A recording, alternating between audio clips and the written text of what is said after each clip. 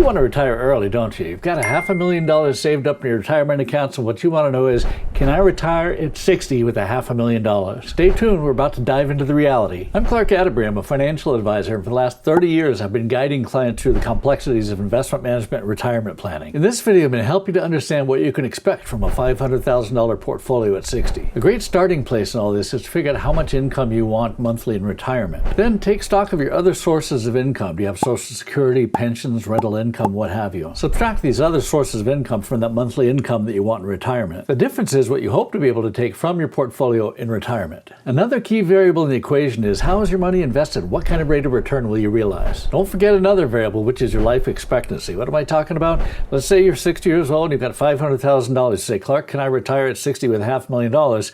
If you're going to live to be 62, sure you can, but if you're 60 and you're going to live to be 100, that $500,000 got to last you for 40 years, and it's a whole different equation. Let me share with you 5 real-world scenarios to help tie all this together. In this first scenario, imagine your investments are earning 4% per year, you want the money to last until you're 85, and you're going to withdraw $2,620 per month. This chart shows the balance of your $500,000 as the years pass, and it shows that your principal is eroding, and it runs out at age 84. In this scenario, we're not assuming giving you any cost of living adjustment as the years pass. We're taking out $2,620 per month when you're 60, same thing when you're 70, 75, 80, etc. Of course, in the real world, that's a problem because of inflation. Here's what I'm talking about. In this chart, you can see that if you want to spend $2,620 when you're age 60, that if you want to have the same purchasing power when you're 70, it's going to be $3,521. That's not to give you an increased standard of living, that's just to preserve your existing purchasing power. So it's a good idea to factor in that cost of living adjustment to the tune of maybe 3% per year. So let's take another look at the scenario we just looked at, but this time,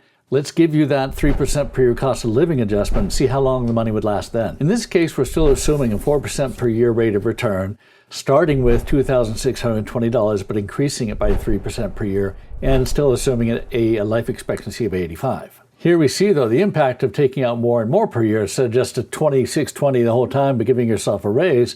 The money in this case runs out by age 76. But that's at just a 4% per year rate of return. What if you were to earn 6? Here you can see the impact the higher rate of return makes. In this case, the money now lasts until about age 80. I want to show you another scenario now that demonstrates the impact of getting a higher rate of return on your investments. In this scenario, we look at what would happen if rather than getting a 6% rate of return, we were to get an 8% rate of return per year.